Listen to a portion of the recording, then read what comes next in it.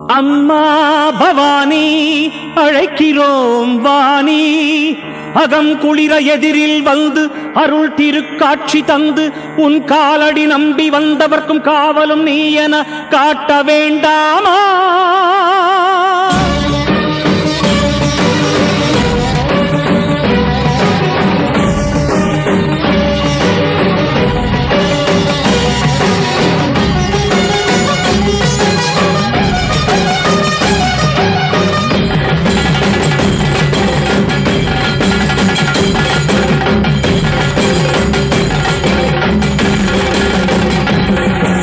மண்ணை பொன்னென கல்லை கனியென மாற்ற வல்ல மகேஸ்வரி,